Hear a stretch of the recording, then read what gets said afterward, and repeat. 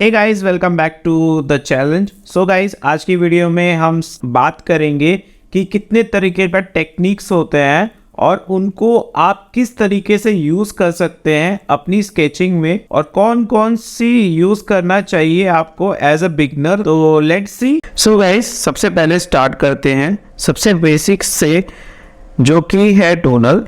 जो भी आप बेसिक शेडिंग करते हो किसी भी ऑब्जेक्ट पे, उसको हम टोनल बोलते हैं। अगर आपको टेक्निक आती है तो आप सारे टेक्निक को आप अच्छे से कर पाएंगे। बेसिक आपको शेडिंग की नॉलेज होनी चाहिए। डेप्थ वाली शेडिंग आप कैसे करते हैं, लाइट एरिया को किस तरह से शेड करना है, किस तरह से शेड को मिक्स करना है, वो सब टोनल में आएगा। आपको शेडिंग करके दिखाता हूँ। सिंपल हम शेडिंग करते हैं। इस वाले बॉक्स थोड़ा डार्क शेडिंग करता हूँ। सो ये तो सिंपल शेडिंग है, इसको हम टोनल बोलते हैं। जो सिक होता है, अगर ये आपको आता है तो आप सारी टेक्निक को अच्छे से कर पाएंगे। अब आपको नोज ड्रॉ करके दिखाता हूँ। इसी शेडिंग को यूज़ करके सेम नोज ड्रॉ करूँगा, जिससे आपको सारी शेडिंग टेक्निक का समझ आ जाएगा किस तरह यूज़ करना है। इसमें आपको सिंपल शेडिंग करनी है, लाइट एरिया डार्क एरिया को देखकर बिल्कुल स्लोली। सो हमारी फर्स्ट शेडिंग टेक्निक खत्म हो चुकी है, जो कि है टोनल।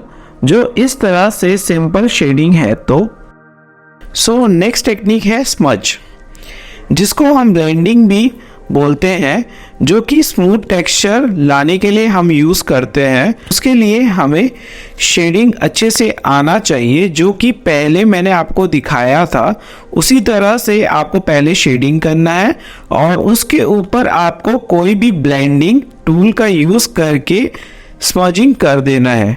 सो गाइस, मैंने इसमें ब्रश का यूज़ किया है ब्लेंडिंग करने के लिए। आप चाहे तो फिंगर का यूज़ कर सकते हो, या पेपर स्टैम्प का, या टिश्यू पेपर का, या डिफरेंट आप टूल्स का यूज़ कर सकते हो ब्लेंडिंग करने के लिए। बट इस टेक्निक को यूज़ करने से पहले आपकी शेडिंग आपको अच्छे से होनी चाहिए। अगर आपको शेडिंग की नॉलेज नहीं है तो ब्लेंडिंग में कोई फ़ायदा नहीं होगा। ब्लेंडिंग हम स्मूथ टेक्सचर लाने के लिए और या रियलिस्टिक बनाने के लिए हम करते हैं। सो ऐसे ही मैं नोज शेडिंग करता हूँ और उसके ऊपर ब्लेंडिंग करके दिखाता हूँ। आप देख सकते हो काफ़ी स्मूथ टेक्सचर आ चुका है नोज पे स्मजिंग का यूज़ करते हुए। तो ये था सेकंड टेक्निक। अब आते हैं हम थर्ड टेक्निक पे, उसको हम हैचिंग कहते हैं। हैचिंग भी दो टाइप्स के होते हैं। हैच सिंपल होता है, जिसमें हम एक ही डायरेक्शन पे शेडिंग करते हैं, और एक और होता है, उसका नाम है क्रॉस हैचिंग, जो आपको मैं इसके बाद बताऊंगा। इसमें हमको सिंपल एक डायरेक्शन पे हैचिंग करना होता है।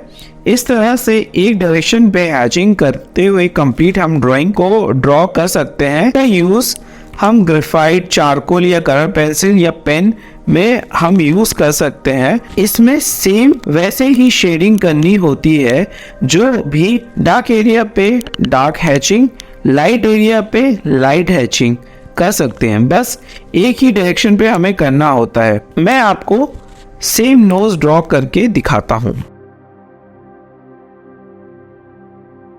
नेक्स्ट टेक्निक है क्रॉस हैचिंग। सेम जैसे ही पहले करके दिखाया है, बट इसमें डिफरेंट डायरेक्शन से हम स्ट्रोक लगा सकते हैं। जरूरी नहीं है कि एक ही डायरेक्शन पे हमें लगाना होगा। इस तरह से हम किसी भी डायरेक्शन पे लाइन को लगा सकते हैं, उसके ऑपोजिट डायरेक्शन में भी। तो इसी तरह मैं नोज का ड्रॉ करके दिखाता हूँ। सेम वैसे ही है, जो इसमें हम डिफरेंट स्ट्रोक को यूज़ कर सकते हैं डिफरेंट एंगल में, जो ये काफ़ी फेवरेट है मेरा।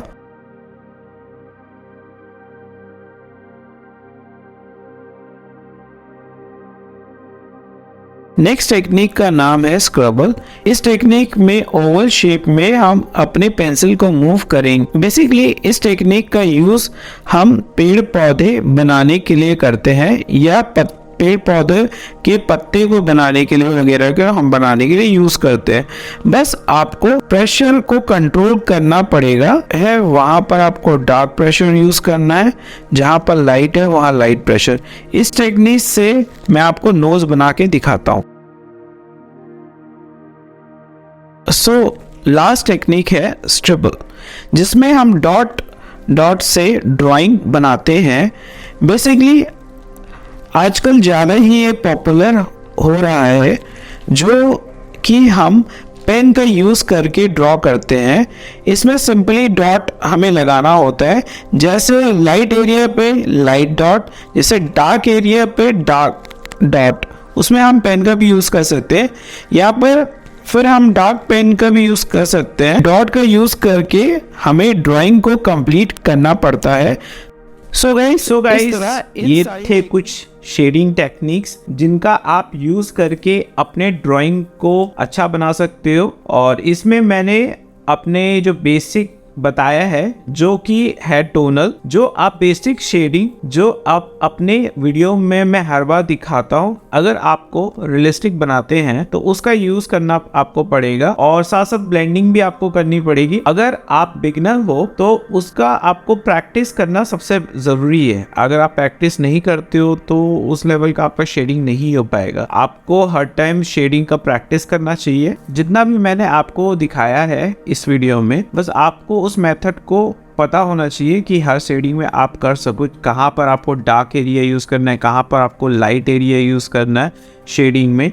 तो उसका आपको ऑब्जर्वेशन होना चाहिए। और बाकी सब जो हैचिंग है या डॉट है ये उसके बाद आता। तो यही है, आपको बस मैक्सिमम आपको प्रैक्टिस करना है, और जो आप स्केच या पोर्ट्रेट को यूज कर रहे हो उसको अच्छे से ऑब्जर्व करना है। जितना आप ऑब्जर्व करोगे उतना आपका जो स्केच है वो रियलिस्टिक बन पाएगा। मोस्टली गाइस इस वीडियो में इतना ही। आई होप आपको ये वीडियो हेल्पफुल लगा होगा। अगर ये वीडियो आपको हेल्पफुल लगा तो प्लीज लाइक कीजिएगा और सब्सक्राइब करके हमारे चैनल को सपोर्ट कीजिएगा। तब तक के लिए do practice, do sketching, take care and thank you for watching.